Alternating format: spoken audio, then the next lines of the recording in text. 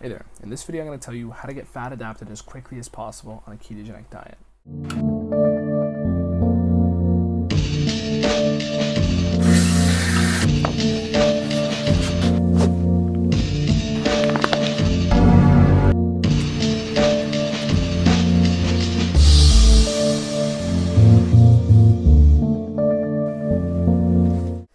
So fat adaption is the peak of a keto diet, and basically it allows you to use fats very effectively and use carbs very effectively because it will allow your body to store carbs from your excess protein consumption and from the minimal amount of carb consumption you're having, which can later be used as energy for your muscles. And that's very beneficial for athletes and bodybuilders and people pursuing fitness because it will allow you the best of both worlds. You basically have increased fat burning rate and better performance because you have a mix of ketones, fatty acids, and carbohydrates energizing your body. So in terms of getting fat adapted, the least practical way is to do a keto diet for a year, but not everybody really wants to do that. You can get very fat adapted after a month or so. Obviously it's going to be better the longer you do this diet, and your body's going to get better and better as time goes on. However, not everybody wants to do this diet forever, and that's fine.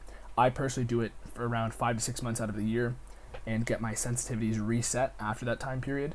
So my sensitivities to carbs, insulin, overall inflammation, a lot of other things. But fat adaptation in its quickest variant, so whatever ability your body's able to achieve as quick as possible, is going to be easiest if you keep your carb consumption very low.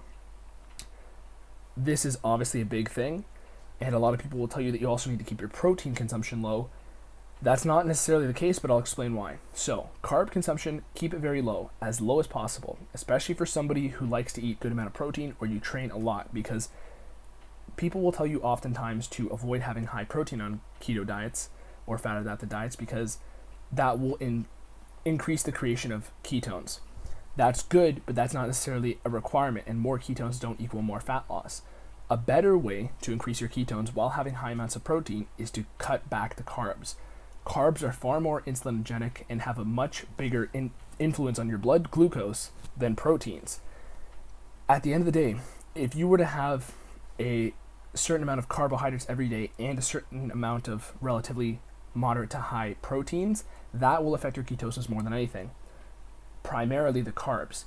So people will tell you to be afraid of proteins most times, but that's just because of their insulin response, and because higher amounts of proteins people think will increase gluconeogenesis, which is the creation of carb energy from proteins, but it won't. The creation of carb energy from proteins happens depending the same rate every single day, regardless of the amount of protein you're eating. So just because you're having an extra protein shake per day doesn't necessarily mean you're going to have higher amounts of carbs created from that protein. However, it will spike your insulin. Whey protein will spike your insulin way more than other sources of protein. So it's all about timing and using these things at the right time and the right place. So an example would be have that protein with a fat source and have that protein with a spread of macronutrients. So have it with a salad or different macronutrients that's going to overall lower that insulin response and lower that blood sugar response by mixing up the macros per meal. So getting fat adapted will be easier if you lower the protein at first. However, that's not a requirement. If you're having very low carbs, that will go farther for getting fat adapted than lowering your protein. Of course, if you truly wanted to get fat adapted in a month, you could basically be eating 80-20 split of fat to protein. That's possible, but it's not necessarily practical, and not everybody wants to do that. You don't want to be chugging MCTs every single day just to force your body to get fat adapted.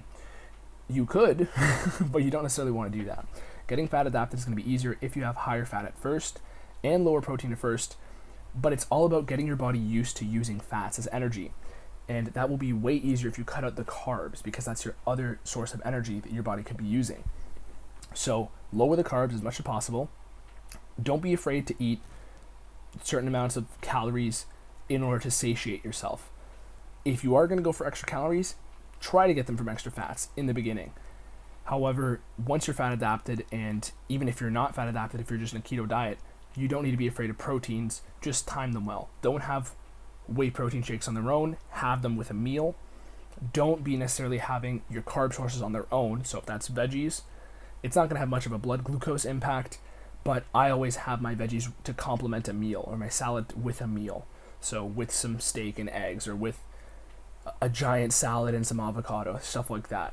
Additionally, omega-3s, good fat sources are going to help your body produce more ketones. Don't get your fat sources from garbage. Don't get your fat sources from bacon, or, well, not bacon, but very processed meats is what you need to avoid here. More nutrient-dense fats are going to be better. Additionally, you can supplement with MCT supplements. MCTs are great for creating more ketones, which will have a better cognitive benefit, and it will have a better actual protein sparing effect. And if you're fat adapted, it will help your use of carbs as well. But overall, getting fat adapted the quickest way possible is, at first, don't be afraid of calories. Increase your fasting as well, because fasting is very conducive to fat burning, especially if you're fat adapted. But increase your calories to satiety. Increase your fats at first. However, you don't necessarily need to sustain that all the time. Lower your carbs as much as possible. I don't know why I'm going over here and doing these little hand symbols, but I'm doing it so you have a visual. And also focus on the lowering the carbs. Use MCTs as a supplement. Eat to satiety before you start dropping the calories really low. And also train hard, because the more you train your body, the more it's going to increase your metabolic rate, the more it's going to increase your insulin sensitivity, the more it's going to basically make your body in a more conducive state to fat burning. Also, you can supplement with an L-carnitine supplement, because that's very important for your body to start using fats. And if you did technically want the fastest way to get fat adapted, you should be using an L-carnitine supplement if your goal is fat loss. If your goal is just performance or overall well-being, definitely use it in the beginning as well, especially if you're new to the diet, but it's not necessarily something you need to have every day. It is a benefit, but not necessary. So, my name is Anthony Romano. Thank you for watching this video. Follow me on Instagram. Ask me questions on the comments, Instagram, whatever. Peace.